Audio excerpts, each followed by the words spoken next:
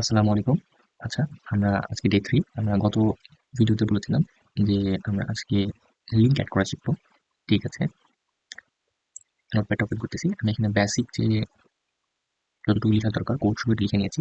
যেমন এই যে a type HTML, HTML head এবং বডি তৈরি করে নিয়েছি। আচ্ছা, আমরা এখন লিখি। আচ্ছা, আমি লিঙ্ক এড করার আগে আরেকটা জিনিস বলতে চাই। হেডলাইন সম্পর্কে হেড ট্যাগটা H1 যে ট্যাগ, এই H1 ট্যাগটা এটা এই 6 পর্যন্ত H2 H2, H3, H4, H5, H6 এভাবে যায়। আচ্ছা, এখন আমি বলি এটা পার্থক্য কি? H1 যখন ব্যবহার করি তখন এটাকে বড় হেডলাইন থাকে। তো বিগ হেডলাইন আমি H1 ট্যাগটাকে ক্লোজ করতেছি। ওকে? সেভ করলাম। আচ্ছা, এটাকে আমি ওপেন করি। ডে3 ডাবল ক্লিক করে ওপেন করলাম। এই যে বিগ হেডলাইন, হ্যাঁ? তো এখন আমরা যখন আবার H2 ট্যাগটা ইউজ করব, মানে হেডলাইন 2 H2 এটা একটু H1 থেকে ছোট হবে। যেমন টি প্রথমে স্মল হেডলাইন H2 টাকে আমি ক্লোজ করতেছি। কন্ট্রোল আচ্ছা এখানে আমি স্লাইড দিইনি। কন্ট্রোল এস দিয়ে সেভ করলাম। একটু রিফ্রেশ করে দেখি। এই যে দেখছেন আগেরটার থেকে ছোট হয়েছে। তো আমি যদি এখানে আবার কপি করে পেস্ট করলাম এবং এটাকে আমি H3 দিচ্ছি।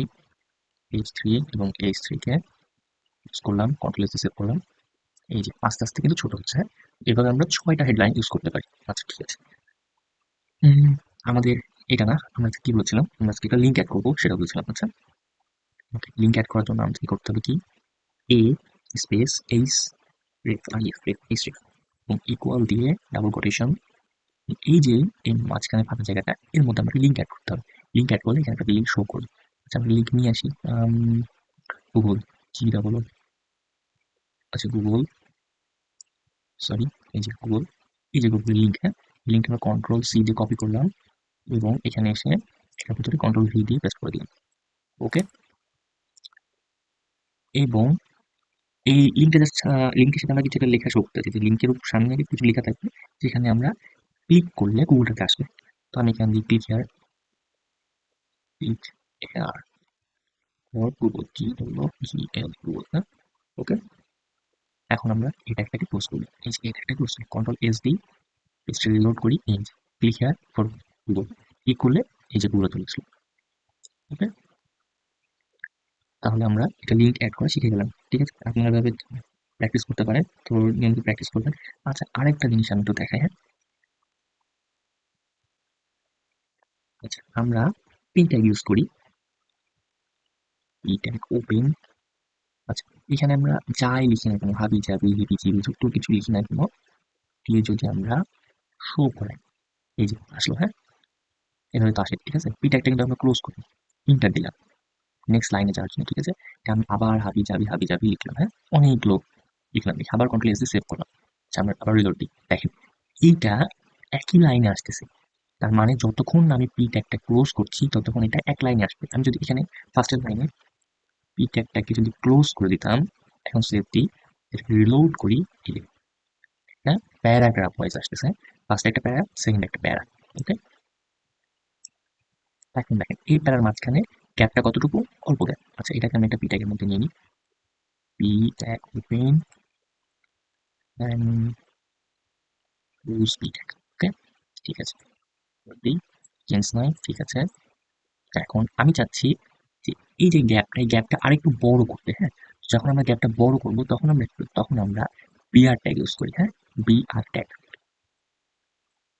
ওকে, তো আমি আবার লিখতেছি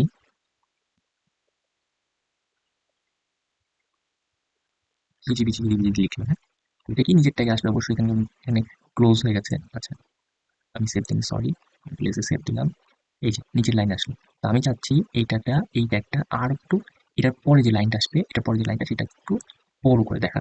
সেক্ষেত্রে কি হয়? এখানে আমি নিতে পারি BR tag, BR control S দিলাম, সেভ দিব। আচ্ছা কিছু আসেনি কারণ আমার পরের লাইনে লিখতে হবে। আমি পরের লাইনে লিখিনি, হাবি জাবি লিখলাম, সরি, কন্ট্রোল এস দিলাম। এই যে কাছাকাছি আসতেছে। হুম, সরি একটু ভুল বলেছিলাম যে ক্যাপটাকে কাছাকাছি নেওয়ার জন্য বিয়ার ট্যাগ ইউজ করা হয়, আর বিয়ার ট্যাগ ইউজ করলে একটু বড় আসে। আমি যদি এখানে প্যারাগ্রাফে এখানে যদি একটা বিয়ার ট্যাগ ইউজ করি তাহলে কি আসে? বিয়ার। এই যে আরেকটা ক্যাপ চলে আসলো, হ্যাঁ। বিয়ার ট্যাগ দেওয়া মানে একটা করে স্পেস দেওয়া, হ্যাঁ। তো আপনি আশা করি এতটুকু বুঝতে পারছেন। আচ্ছা, নেক্সট ভিডিওতে আজকের জন্য এতটুকুই। নেক্সট ভিডিওতে আমরা লিস্টিং শিখবো, unorder list and order list. সবাই ভালো থাকবেন। আল্লাহ হাফেজ।